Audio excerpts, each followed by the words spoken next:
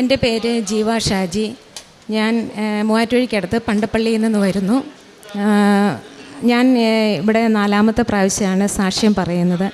പരിശുദ്ധ അമ്മയുടെ മാധ്യസ്ഥം വഴിയായി ഈശോ എന്നോട് ചെയ്ത കാരുണ്യത്തിനായി ഒത്തിരി ഞാൻ നന്ദി പറയുന്നു. ആദ്യമേ തന്നെ എനിക്കും എൻ്റെ ഭർത്താവിനും ഫുഡ് ഇൻഫെക്ഷൻ ഉണ്ടായിട്ട് ഞങ്ങളൊരു രാത്രി 2 മണിയായി കഴിഞ്ഞപ്പോൾ മുതലാണ് വയറിളക്കം തുടങ്ങിയിട്ട് എനിക്കാണ് ആദ്യമേ തുടങ്ങിയത്.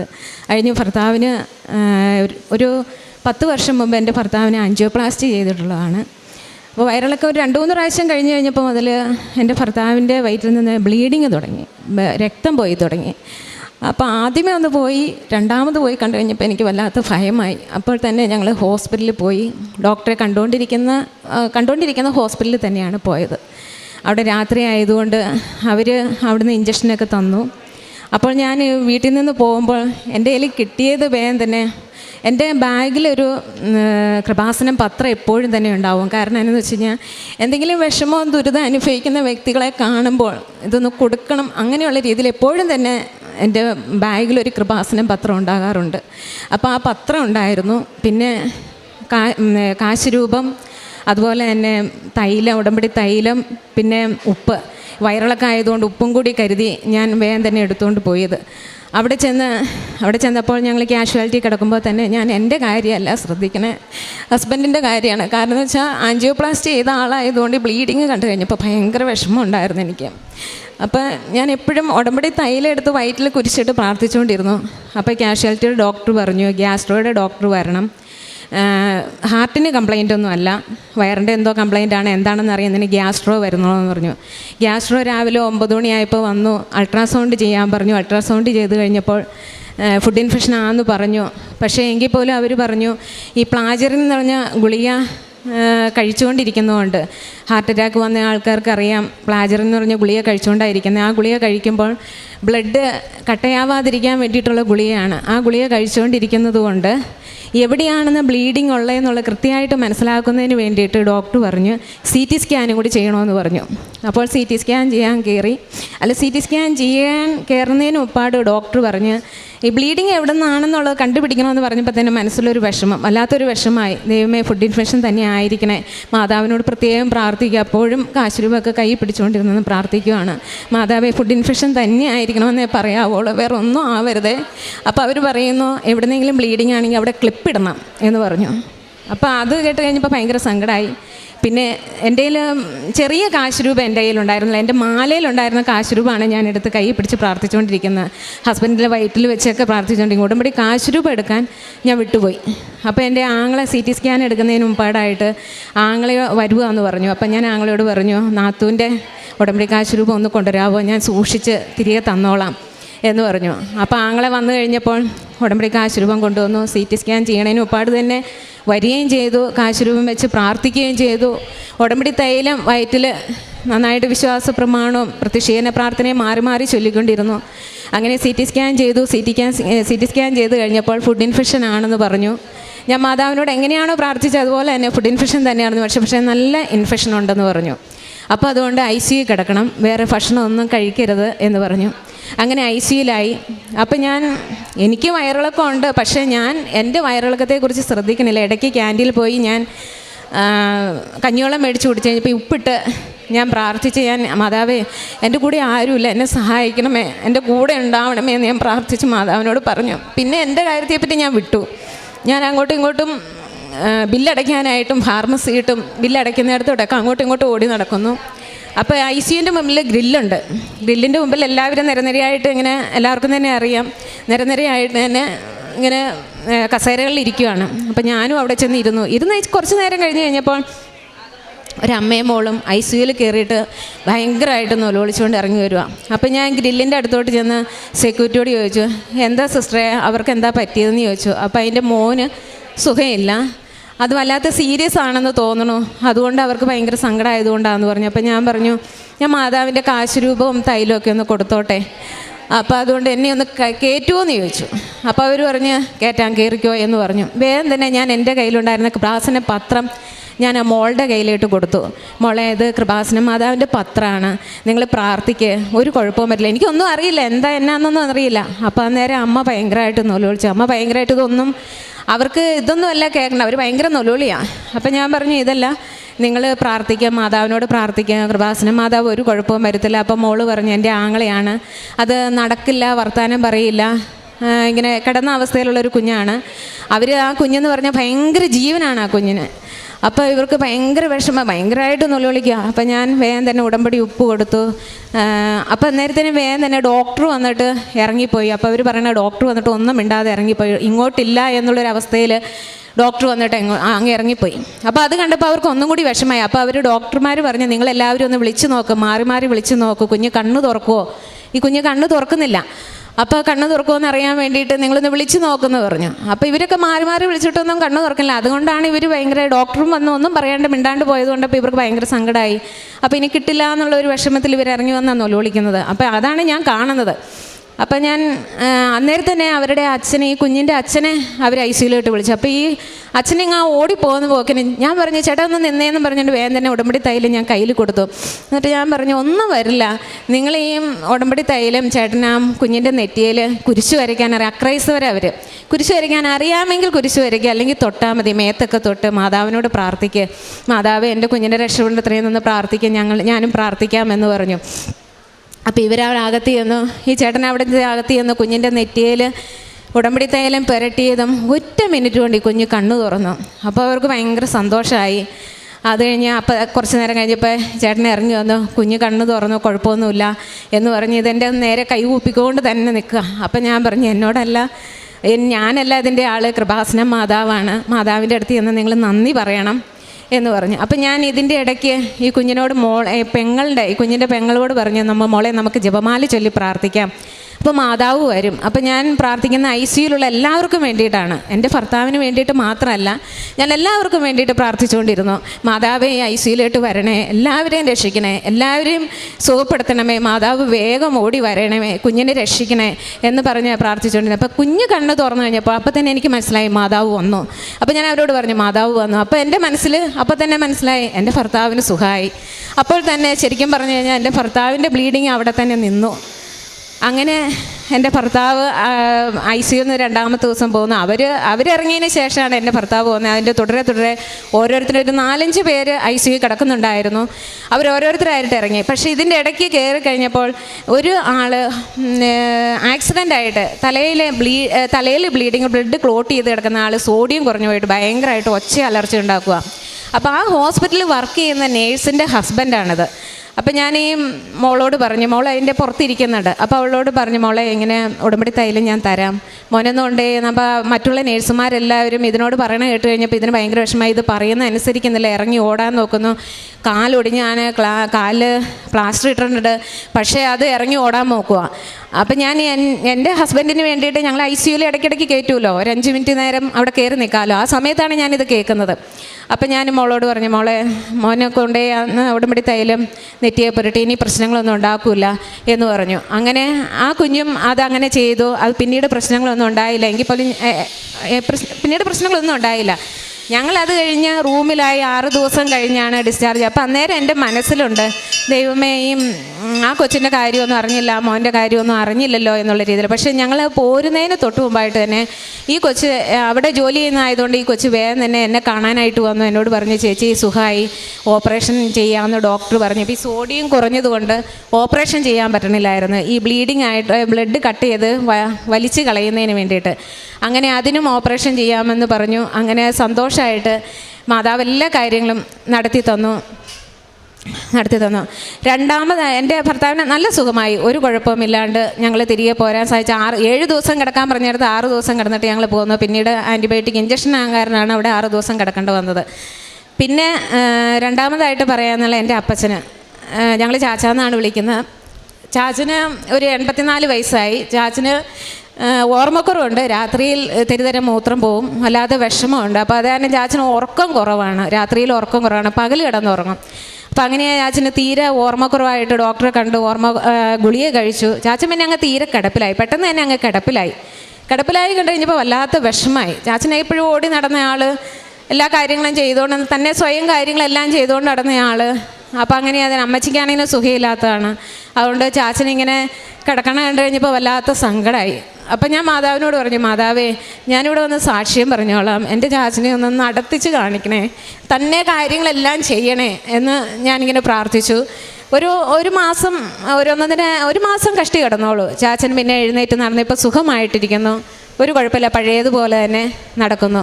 പിന്നെ മൂന്നാമതായിട്ട് പറയുന്നത്, എൻ്റെ അമ്മച്ചിക്ക് ക്രിയാറ്റിൻ കൂടുതലാണ്. എങ്ങനെ പോയാലും ഒരു 10-12 വർഷമായിട്ടുണ്ട് അമ്മച്ചിക്ക് ക്രിയാറ്റിൻ കൂടുതലായിട്ട്. ഇതിനിടയിൽ ജോസഫ് അച്ഛനെ കൊറോണ കാലത്ത് അച്ഛനെ കാണാനായിട്ട് സാധിച്ചു.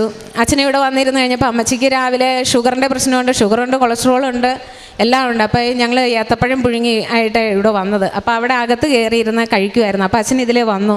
അച്ഛൻ പറഞ്ഞു, ചായ കുടിക്കണോ എന്ന് ചോദിച്ചപ്പോൾ വേണ്ട വെള്ളമുണ്ട് കയ്യിലെന്ന് പറഞ്ഞു. അല്ല, അച്ഛൻ പറഞ്ഞു ചായ കുടിക്കുമെന്ന് പറഞ്ഞ് അച്ഛൻ നിർബന്ധിച്ചു. അപ്പോൾ എൻ്റെ മനസ്സിൽ തോന്നി മാതാവ് പറയണതാണ് അച്ഛനെ കൊണ്ട് ചായ കുടിക്കാൻ. അപ്പോൾ ഞാൻ അമ്മച്ചിയോട് പറഞ്ഞു, അമ്മച്ചി മാതാവ് പറയണം, അതുകൊണ്ട് ചായ കുടിച്ചോളാൻ പറഞ്ഞു. അപ്പോൾ ചായ മേടിച്ച് കുടിച്ചു. കഴിഞ്ഞ് അച്ഛനെ കണ്ട് പ്രാർത്ഥിച്ചു പോയി. ക്രിയാറ്റിൻ പിന്നെ ഇതുവരെ അങ്ങനെ കൂടിയിട്ടില്ല.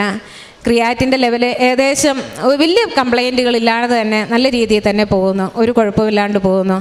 പിന്നെ നാലാമതായിട്ട് എനിക്ക് പറയാനുള്ളത്, എൻ്റെ ആങ്ങള സൗദിയിലാണ് വർക്ക് ചെയ്തുകൊണ്ടിരുന്നത്. 10-26 വർഷത്തോളമായിട്ടുണ്ട് സൗദിയിൽ വർക്ക് ചെയ്യാൻ തുടങ്ങിയിട്ട്. പലയിടത്തായിട്ട് ഒരു കമ്പനിയിൽ തന്നെയാണ് വർക്ക് ചെയ്തുകൊണ്ടിരുന്നത്. അപ്പോൾ പുള്ളിക്ക് വയ്യാത്തത് കൊണ്ടും മാനസിക വിഷമം കൊണ്ട് എല്ലാം കൊണ്ട് ഇനി പറ്റില്ല നിൽക്കാനായിട്ട്, ശരീരം കൊണ്ട് പറ്റില്ല. അപ്പോൾ അതുകൊണ്ട് നിൽക്കാൻ പറ്റില്ല എന്നുള്ള രീതിയിൽ പോരാനായിട്ട് റെസിഗ്നേഷൻ ലെറ്റർ കൊടുത്തു. പക്ഷേ അവിടുന്ന് എന്ത് ചെയ്താൽ മാനേജർ വിടുന്നില്ല. അയാൾ ഓരോരോ കാരണങ്ങൾ പറഞ്ഞ് ആങ്ങളേനെ അവിടെ കുറ്റപ്പെടുത്തിക്കൊണ്ടിരുന്ന അവിടുന്ന് വിടാതെ പിടിച്ചു വെച്ചുകൊണ്ടിരിക്കുക. അങ്ങനെയായി പുള്ളിക്ക് ഭയങ്കര വിഷമായി ആങ്ങളയ്ക്ക്. അപ്പോൾ ആ സമയത്താണ് ഞാനിവിടെ ഉടമ്പടി പുതുക്കുന്നത്. അപ്പോൾ എൻ്റെ നാത്തൂനോട് ഞാൻ പറഞ്ഞു, നമുക്ക് പോയി കൃപാസനത്തിൽ പോയി പ്രാർത്ഥിക്കാം, മാതാവിൻ്റെ അടുത്ത് നിന്ന് കാര്യം പറയാം എന്ന് പറഞ്ഞു. അങ്ങനെ പോകുന്നത്. അപ്പോൾ എനിക്ക് ഉടമ്പടി പുതുക്കുകയും ചെയ്യണം. അപ്പം ഞാനിവിടെ വന്ന് ഇവിടെ ആൾത്താരയിൽ മാതാവിൻ്റെ അടുക്ക് അന്ന് ഉടമ്പടി പുതുക്കുമ്പോൾ ആൾത്താരയിൽ മാതാവിൻ്റെ അടുക്കെ വന്ന് അങ്ങനെ പുതുക്കിക്കൊണ്ടിരിക്കുന്ന സമയത്താണ്.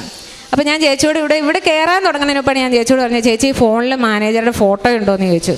അപ്പോൾ പറഞ്ഞു ഉണ്ട് ജീവയെന്ന് പറഞ്ഞു. വേഗം തന്നെ എടുക്കാൻ പറഞ്ഞു. ഞാൻ ആ ഫോണിൽ ഈ മാനേജറുടെ ഫോട്ടോ ഞാൻ ഇവിടെ കയറിയപ്പോൾ മാനേജറിൻ്റെ ഫോട്ടോ മാതാവിൻ്റെ സന്നിധിയിൽ വെച്ച് ഞാൻ പ്രാർത്ഥിച്ചു, മാതാവേ അമ്മ ഇടപെടണം കേട്ടോ ഈ കാര്യത്തിൽ, ഞങ്ങൾക്കൊന്നും പറ്റില്ല ഈ കാര്യത്തിൽ, അമ്മ ഇടപെടണം കേട്ടോ എന്ന് പറഞ്ഞു. പിറ്റേ ദിവസം തന്നെ മാനേജർ അവിടുന്ന് ലീവ് ആയിട്ട് ഒരാഴ്ചത്തേക്ക് മാറി. അപ്പോൾ തന്നെ ഞാൻ ചേച്ചിയോട് പറഞ്ഞു, മാതാവ് ഇടപെട്ടു, ഇനി വിഷമിക്കണ്ട, ഇനി ആ കാര്യത്തിനെല്ലാം സോൾവിങ് ആയിക്കോളൂ എന്ന് പറഞ്ഞു. പിന്നെ ആ മാനേജർ വരുന്ന വളരെ സന്തോഷത്തോടു കൂടി തന്നെ എല്ലാം ഒപ്പിട്ട് കൊടുത്ത് സമാധാനവും സന്തോഷമായിട്ട് അവിടുന്ന് പോരാൻ സാധിച്ചു എന്നുള്ളതാണ്. പിന്നെ അഞ്ചാമതായിട്ട് എനിക്ക് പറയാനുള്ളത്, എൻ്റെ വീട് പെയിൻ്റ് അടിച്ചിട്ട് ഒരു 10-14 വർഷമായിട്ടുണ്ട്. ശരിക്കും പറഞ്ഞു കഴിഞ്ഞാൽ പെയിൻ്റ് അടിക്കാൻ ബുദ്ധിമുട്ടുണ്ടായിട്ടല്ല, പക്ഷേ അത് ഓരോ കാരണങ്ങൾ കൊണ്ട് നീണ്ടു പോവുകയാണ്. എങ്ങനെ പോയാലും 2-2.5 ലക്ഷം രൂപയാവും പെയിൻ്റ് അടിക്കാൻ. അപ്പോൾ കഴിഞ്ഞ വർഷമല്ല, അതിൻ്റെ മുമ്പത്തെ വർഷം ജപമാല റാലി നടക്കുമ്പോൾ ഞാൻ വേറെ നിയോഗങ്ങൾ ഇവിടുന്ന് പ്രാർത്ഥിച്ചിട്ടാണ് റാലിക്ക് പോകുന്നത്. പക്ഷേ ഇടയ്ക്ക് വെച്ച് മാതാവ് മാതാവ് തന്നെയാണെന്ന് തോന്നുന്നു, എന്നെക്കൊണ്ട് എൻ്റെ മനസ്സിലൊരു ഏങ്ങലടി പോലെ എൻ്റെ മനസ്സിൽ വന്നു, എൻ്റെ വീടൊന്ന് പെയിൻ്റ് അടിച്ച് കാണണമല്ലോ. എന്നിട്ട് എനിക്ക് സങ്കടമുണ്ട്, എൻ്റെ ഉള്ളിൽ സങ്കടമുണ്ട്. ഹസ്ബൻഡിൻ്റെ അടുത്ത് പറയുമ്പോൾ പിന്നെ ചെയ്യാമെന്ന് പറഞ്ഞുകൊണ്ട് നീട്ടിക്കൊണ്ടിരിക്കുക. അപ്പോൾ അങ്ങനെ അത് ഞാൻ പറഞ്ഞു. അങ്ങനെ അത് കഴിഞ്ഞ് പിന്നീട് ഞാൻ വീടിൻ്റെ 4 ഭിത്തിയിൽ ഞാൻ ഉടമ്പടി തൈലവും ഉപ്പും കൂടി എടുത്ത് പ്രാർത്ഥിച്ചിട്ട് എൻ്റെ മാതാവെ എത്രയും പെട്ടെന്നൊന്ന് പെയിൻ്റ് അടിക്കാനായിട്ട് ഹസ്ബൻഡിന് തോന്നുകയും അതൊന്ന് പെയിൻ്റ് അടിച്ച് തരികയും ചെയ്യണമേ, മാതാവൊന്ന് ഇടപെടണം കേട്ടോ എന്നും പറഞ്ഞ് മാതാവിൻ്റെ ഫോട്ടോ എടുത്തുകൊണ്ട് ഞാനിങ്ങനെ പുറമാണ് കൂടുതലും മെനേഡായിരിക്കുന്നത്. അത് അത്രയും വലിയ പ്രശ്നമില്ല, എങ്കിൽ പോലും എനിക്കൊരു സങ്കടമായി. എല്ലായിടത്തു നിന്നൊക്കെ പോയി നമ്മൾ വീട്ടിലേക്ക് കയറി ചെല്ലുമ്പോൾ ഒരു വിഷമം. അങ്ങനെ ആയത് കഴിഞ്ഞ് പിന്നെയും ഞാനത് വിട്ടു. അപ്പം ഞാൻ മാതാവിനോട് പറഞ്ഞു, മാതാവേ അമ്മയുടെ ഇഷ്ടം എപ്പോഴാണോ അമ്മയ്ക്ക് ഇഷ്ടമുള്ളത് അന്നേരം എനിക്ക് പെയിൻ്റ് അടിച്ച് തന്നാൽ മതി, അല്ലാണ്ട് അങ്ങനെ ഞാൻ ഇന്ന സമയത്ത് വേണമെന്ന് ഞാൻ നിർബന്ധം പറയുന്നില്ല എന്ന് പറഞ്ഞു. അപ്പോൾ അങ്ങനെ ഇരുന്ന് കഴിഞ്ഞ് കുറേ നാൾ കഴിഞ്ഞപ്പോൾ ഞാൻ ഓർത്ത്, ഞാനിങ്ങനെ മാതാവ് എന്നെ ഓർപ്പിച്ച കാര്യമാണല്ലോ ഞാൻ ജപമാല റാലി പോയപ്പോൾ, പിന്നെ എന്താ ഇതിങ്ങനെ ഒന്നും അതിനൊരു അനക്കവും കാണുന്നില്ലല്ലോ എന്നുള്ള രീതിയിൽ ഓർത്തു. അപ്പോൾ ഞാൻ അന്ന് സ്വപ്നം കാണുകയാണ്, ഈ ഞങ്ങളുടെ പോർച്ചിൽ 2 തൂണുണ്ട്, സിറ്റൗട്ടിലൊരു തൂണുണ്ട്. ഈ തൂണുകൾ 3ഉം ഇങ്ങനെ കഴുകണത് പോലെ ഞാൻ കാണുന്നുണ്ട്. അപ്പം ഞാൻ ഓർത്ത് ഇങ്ങനെ കഴുകണം, എപ്പോഴും തന്നെ കഴുകിയും പെറുക്കിയൊക്കെ വൃത്തിയാക്കി ഇടാൻ മാക്സിമം ശ്രമിക്കും. അപ്പോൾ അതായിരിക്കും എന്ന് ഓർത്ത്. പക്ഷേ ഞങ്ങൾക്ക് അടുത്ത ഇടയ്ക്ക് പെയിൻ്റ് അടിക്കാൻ സാധിച്ചു. പെയിൻ്റ് അടിക്കാൻ വന്നു കഴിഞ്ഞാൽ അപ്പോൾ ഈ തൂണ് പോളിഷ് ചെയ്യുന്ന കാര്യം മൊസൈക്കിൻ്റെയാണ്. അപ്പോൾ തൂണ് പോളിഷ് ചെയ്യുന്ന കാര്യം ഒരു 35 വർഷമായ വീടാണത്. അപ്പോൾ ഈ മൊസൈക്ക് ഇങ്ങനെ തൂണ് പോളിഷ് ചെയ്യുന്ന കാര്യമൊന്നും എൻ്റെ മനസ്സിലൊന്നുമില്ല, ഞങ്ങളുടെ മനസ്സിലൊന്നുമില്ല. പക്ഷേ ഈ പെയിൻറ്റർ വന്നിട്ട് പറഞ്ഞു, ചേച്ചി ഈ തൂണ് പോളിഷ് ചെയ്യുകയാണെങ്കിൽ നല്ലതായിരിക്കും എന്ന് പറഞ്ഞു. അപ്പം ഞാൻ പറഞ്ഞത് എങ്ങനെയാണ് പോളിഷ് ചെയ്യണത്, അതിനിപ്പോൾ ഈ പോളിഷുകാരെയൊക്കെ കിട്ടാൻ, മൊസൈക്ക് പഴയ പോളിഷുകാരെയൊക്കെ കിട്ടാനായിട്ട് ഭയങ്കര ബുദ്ധിമുട്ടാണ്. അപ്പം അന്നേരം പെയിൻറ്റർ പറഞ്ഞു എൻ്റെ കൂടെയുണ്ട്, ഞാൻ പറയാമെന്ന് പറഞ്ഞു. അങ്ങനെ ആ പെയിൻറ്റർ പോളിഷുകാരെ കൊണ്ടുവന്ന് ആ തൂണൊക്കെ പോളിഷ് ചെയ്തുകൊണ്ടിരിക്കുമ്പോഴാണ് ഞാൻ ഓർക്കുന്നത്, ഇത് മാതാവ് കാണിച്ചു തന്നാണല്ലോ ഈ തൂണിങ്ങനെ ശരിക്കും ഉരച്ച് കഴുകണത്. അപ്പോൾ അതെനിക്ക് മനസ്സിലായി, മാതാവ് ഇടപെട്ടാണ് എനിക്ക് പെയിൻ്റ് അടിക്കാനായിട്ടുള്ള ആ ഇത് ചെയ്തു തന്നത്. എത്രയും പെട്ടെന്ന് അത് നല്ല ഭംഗിയായിട്ട് നല്ല പുത്തൻ വീട് പോലെ ആക്കി തന്നു. ഇത്രയും അനുഗ്രഹങ്ങൾ പരിശുദ്ധ അമ്മ വഴിയായിട്ട് ഈശോ ചെയ്ത എല്ലാ കാരുണ്യത്തിനും ഒത്തിരി അനുഗ്രഹങ്ങളുണ്ട്. ഇത് ചെറുതും വലുതുമായിട്ട് ഒത്തിരി അനുഗ്രഹങ്ങൾ മാതാവ് നേടി തന്നിട്ടുണ്ട്. ഈശോയ്ക്കും ഒത്തിരി തന്നെ നിൽക്കുമ്പോൾ മാതാവ് ഓടി വന്ന് നമ്മളെ കയ്യിലേറ്റി എടുക്കുന്ന ഓരോ കാര്യങ്ങൾ ഓർക്കുമ്പോൾ അത് ശരിക്കും പറഞ്ഞാൽ ഒരു ഒന്നൊന്നര സംഭവമാണ്. ശരിക്കും പറഞ്ഞു നമ്മൾ ആരുമില്ല, നമുക്ക് പറ്റില്ല, നമുക്ക് ആരില്ലാതെ നിൽക്കുമ്പോഴാണ് ഓടി വരുന്നത്. നമ്മൾ ആ ഓടി വരവ് ശരിക്കും നമുക്ക് ഫീൽ ചെയ്യുന്നുണ്ട്. ഓരോ കാര്യത്തിനും, എല്ലാ കാര്യത്തിനും തന്നെ മാതാവിനോട് പറഞ്ഞിട്ടാണ് എല്ലാ കാര്യങ്ങളും തന്നെ ചെയ്യുന്നതിനല്ല. ഓരോ ദിവസവും ആദ്യം രാവിലെ തന്നെ എല്ലാ കാര്യങ്ങളും ഇന്ന സംഭവങ്ങളുണ്ട് കേട്ടോ മാതാവിന്ന് മാതാവിൻ്റെ കയ്യിലേക്ക് കൊടുക്കും. അത് മാതാവ് ഈശോയുടെ കയ്യിലേക്ക് കൊടുത്ത് ഈശോയിൽ നിന്ന് കാരുണ്യം മേടിച്ച് തരുന്നതിന്, ആ കരുണയ്ക്കായിട്ട് ഈശോയ്ക്കും മാതാവിനും ഒത്തിരി കൊടാനുകൂടി നന്ദി പറയുന്നു. അതുപോലെ കാരുണ്യ പ്രവർത്തനങ്ങൾ, അനാഥാലയങ്ങൾ സന്ദർശിക്കണമെന്നുണ്ട്. അവർക്ക് വേണ്ടുന്നതായ കാര്യങ്ങൾ അവരെ കുളിപ്പിക്കാനും, അതുപോലെ തന്നെ അവരുടെ കാര്യങ്ങളെല്ലാം ചെയ്തു കൊടുക്കാനും, അവർക്ക് ഭക്ഷണങ്ങൾ കൊണ്ടുപോയി കൊടുക്കാനും, അതുപോലെ തന്നെ അവർക്ക് വേണ്ട വസ്ത്രങ്ങൾ അതെല്ലാം ഞാൻ ചെയ്യാറുണ്ട്. പിന്നെ പാവങ്ങളായിട്ടുള്ള വഴിയിലുള്ള പള്ളിയുടെ സൈഡുകളിലൊക്കെ ഇരിക്കുന്ന പാവങ്ങൾക്ക് പൊതിച്ചോറ് കൊണ്ടുപോയി കൊടുക്കാറുണ്ട്. പിന്നെ സാമ്പത്തികമായിട്ട് സഹായം ആവശ്യമുള്ളവർക്ക് വേണ്ട വിധത്തിൽ പള്ളി വഴിയായിട്ടും എല്ലാം സാമ്പത്തിക സഹായം ചെയ്യാറുണ്ട്. അല്ലാതെയും സഹായം ചെയ്യാറുണ്ട്. ആരെങ്കിലും പറയുമ്പോൾ സാമ്പത്തികമായിട്ട് സഹായം ചെയ്യാറുണ്ട്.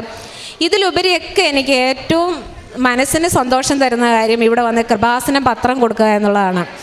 കാരണം എന്നാന്ന് വെച്ച് കഴിഞ്ഞാൽ ജീവിതത്തിൽ ദുരിതവും ദുഃഖവും അനുഭവിച്ചുകൊണ്ടിരിക്കുന്നത്. ഇപ്പം തന്നെ എൻ്റെ ഹസ്ബൻഡ് ഹോസ്പിറ്റലായി കഴിഞ്ഞപ്പോൾ ശരിക്കും പറഞ്ഞു കഴിഞ്ഞാൽ ICUവിൻ്റെ മുമ്പിൽ ആ കൃപാസനം പത്രം എല്ലാവർക്കും കൊടുക്കേണ്ടതെന്ന് എനിക്ക് തോന്നിപ്പോയി. കാരണം വെച്ചാൽ ഇങ്ങോട്ടോ അങ്ങോട്ടോ എന്നുള്ളൊരവസ്ഥയിലാണ് ICUവിൻ്റെ മുമ്പിൽ ഇരിക്കുന്ന ആൾക്കാരിരിക്കുന്നത്.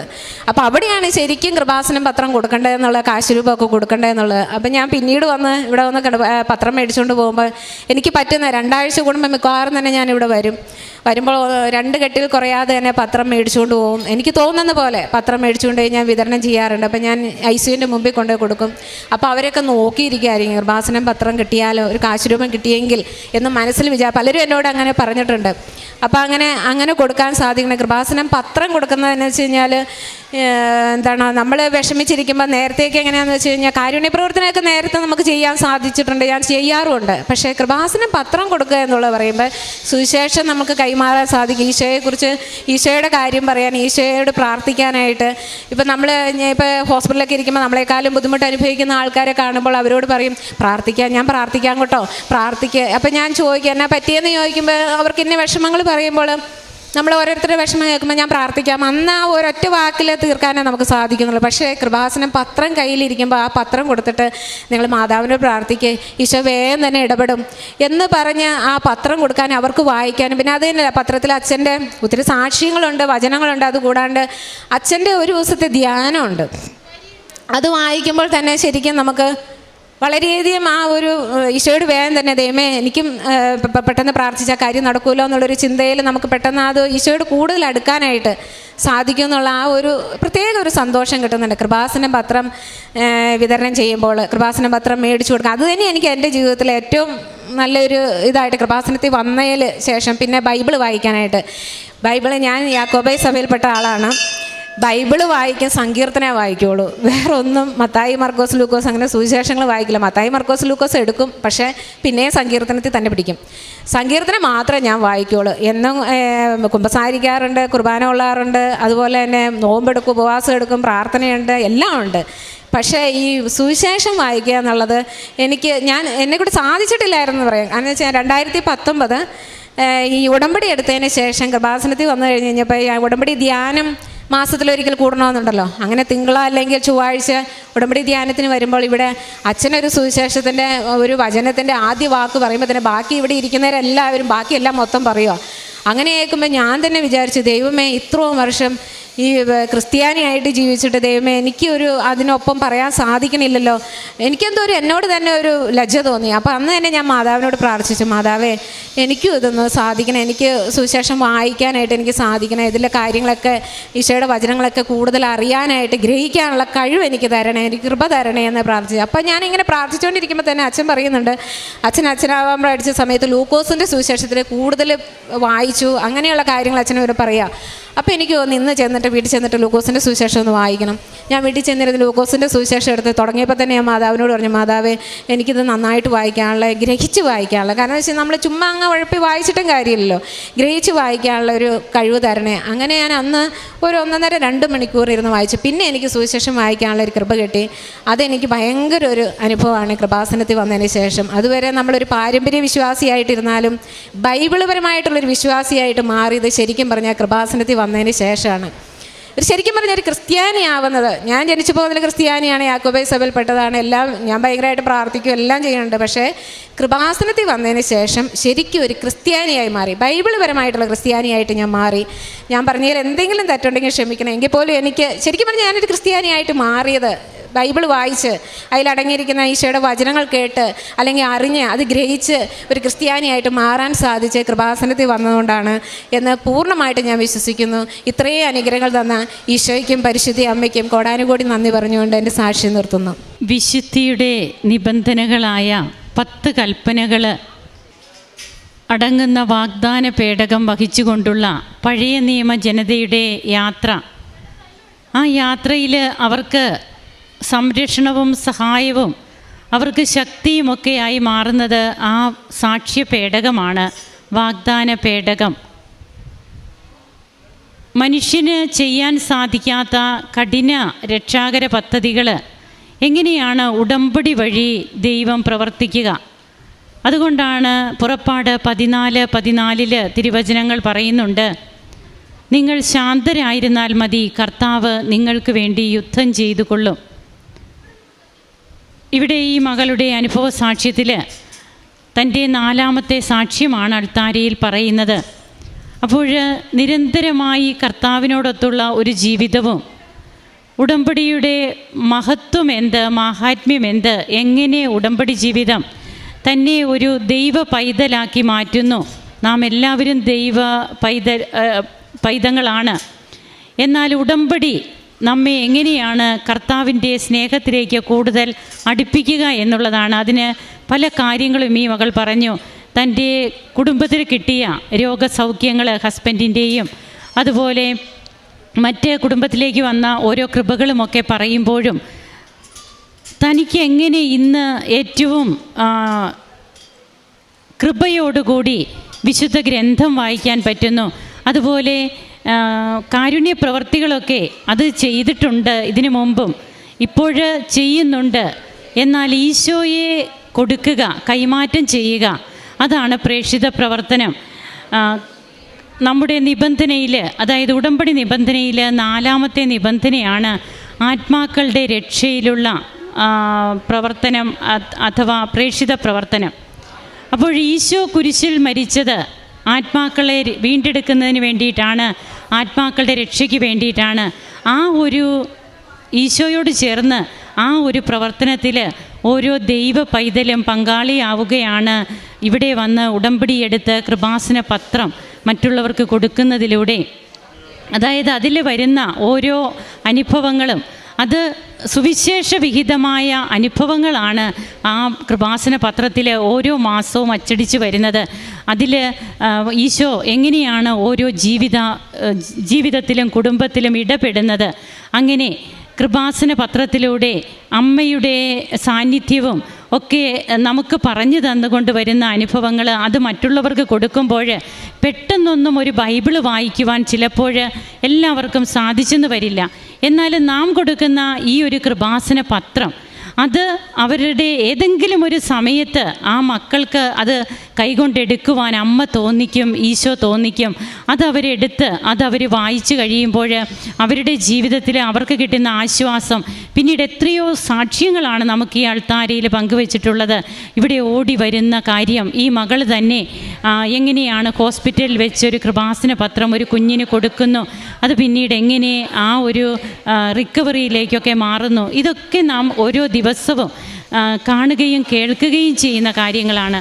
അത് അങ്ങനെ ജീവിതത്തിൽ നമുക്ക് പിടിച്ചു നിൽക്കാൻ പറ്റാത്ത സാഹചര്യങ്ങളിൽ പ്രേക്ഷിത പ്രവർത്തനം വഴി എങ്ങനെ നമുക്ക് കർത്താവിൻ്റെ സാക്ഷികളാകുവാൻ, മറ്റുള്ളവരെ കർത്താവിലേക്ക് അടുപ്പിക്കുവാൻ കഴിയുന്നു. തൻ്റെ ജീവിതത്തിൽ കിട്ടിയ എല്ലാ നന്മകൾക്കും ഈ മകള് നന്ദി പറയുമ്പോൾ നമ്മുടെ ജീവിതത്തിൽ ഇനിയും ഒരു സാക്ഷ്യം പോലും നാം പറഞ്ഞിട്ടില്ലെങ്കിൽ നമുക്ക് ഈശോയോട് പ്രാർത്ഥിക്കാം, എന്നെ എത്രയും പെട്ടെന്ന് ഉടമ്പടിയുടെ പരിശുദ്ധ അമ്മയുടെ പ്രത്യക്ഷീകരണത്തിൻ്റെ സാക്ഷിയാക്കി മാറ്റണമേ എന്ന് പ്രാർത്ഥനയോടെ ഈ കുടുംബത്തിന് സമർപ്പിച്ച് എല്ലാറ്റിനും നന്ദി പറഞ്ഞുകൊണ്ട് നമുക്ക് കരങ്ങളടിക്കാം, ദൈവത്തെ മഹത്വപ്പെടുത്താം. അത്യപൂർവ ദൈവാനുഭവങ്ങൾ ഇനി നിങ്ങൾക്കും സ്വന്തം. ഈ യൂട്യൂബ് ചാനൽ ഇതുവരെ സബ്സ്ക്രൈബ് ചെയ്തിട്ടില്ലെങ്കിൽ ഇപ്പോൾ തന്നെ സബ്സ്ക്രൈബ് ചെയ്യുക.